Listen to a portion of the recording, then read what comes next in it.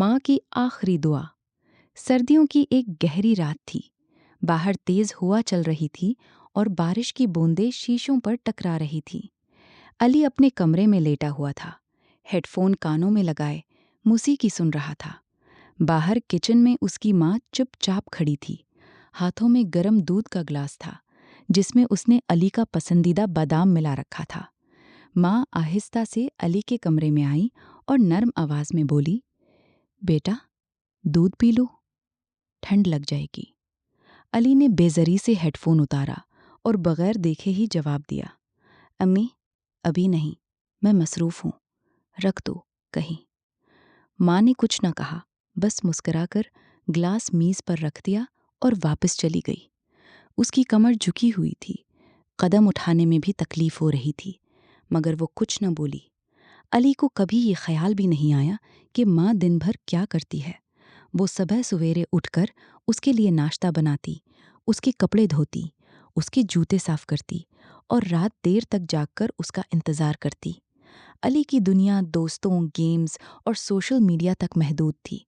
माँ उसके लिए सिर्फ एक सहूलत थी। एक दिन कॉलेज में वालिदैन डे था। सबके वालिदैन आए हुए थे। अली का दोस्त अहमद अपनी माँ के साथ बड़े प्यार से बात कर रहा था। अहमद की माँ उसके सिर पर हाथ फेर रही थी और हंस रही थी। अली एक कोने में खड़ा ये सब देख रहा था। उसके दिल में अजीब सी बेचैनी पैदा हुई। शाम को घर आकर उसने माँ से पूछा, अम्मी, आपको कभी कॉलेज आने का दिल नहीं करता? माँ ने हैरान होकर देखा और फिर हल्के से मुस्कुरा कर बोली, बेटा, मैं तो बस तुम्हें परेशान न करूं, इसलिए नहीं जाती। अली ने मौजू बदल दिया। चंद हफ्तों बाद अली को बुखार हो गया, बहुत तेज बुखार। रात को वो बेचैन हो रहा था।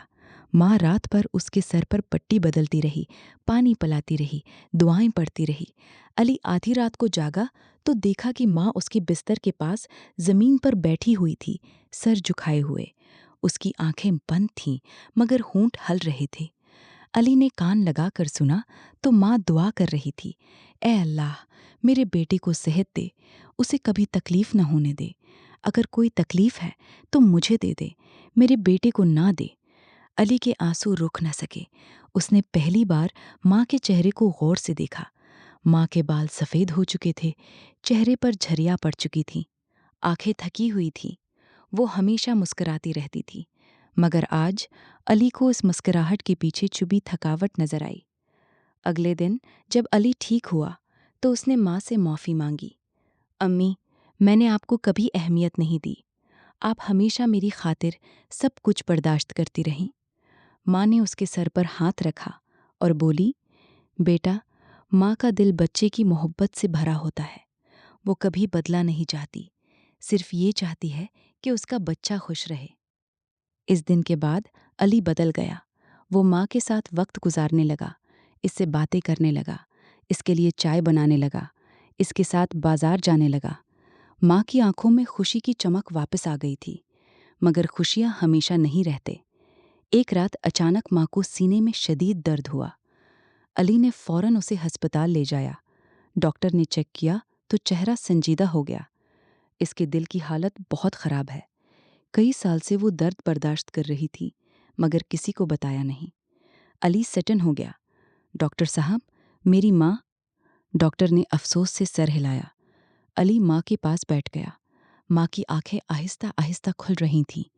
वो कमज़ोर आवाज़ में बोली, बेटा, घर जाकर खाना खा लेना, मैं ठीक हो जाऊंगी। अली रोते हुए माँ का हाथ पकड़कर बोला, अम्मी, आप मुझे छोड़ कर न जाए, मैं अभी बहुत कुछ करना चाहता हूँ आपके लिए। माँ ने बड़ी मुश्किल से मुस्कुराकर कहा, बेटा, माँ कभी अपने बच्चे को नहीं छोड़ती। वो तो बस जिस्मानी तौर पर चली जाती है, दिल में हमेशा रहती है। माँ ने आखिरी बार अली के सर पर हाथ फेरा और आहिस्ता से आंखें बंद कर ली। माँ चली गई थी। अली घर वापस आया तो घर सुनसान लग रहा था। किचन में वही ग्लास पड़ा था जिसमें माँ आखिरी बार दूध लाई थी। अली ने उस ग्लास को सीने से लगा लिया और फूट फूट कर रोने लगा। अब वो समझ चुका था कि माँ की कुर्बानी कभी ख़त्म नहीं होती। वो जिंदा रहते हुए भी अपने बच्चों के लिए मरती रहती है, मगर हम उसकी कदर तब करते हैं जब वो हमसे दूर हो जाती है।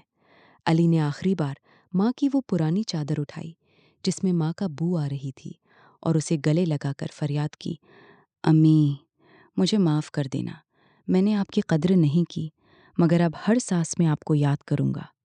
سبق: ماں جب تک زندہ ہے اس کی قدر کرو، اس کی چھوٹی چھوٹی باتوں کو اہمیت دو، اس کے ساتھ وقت گزارو، کیونکہ جب وہ چلی جائے گی تو صرف یادوں کا سہارا رہے گا اور پچھتاوا کبھی واپس نہیں لا سکتا۔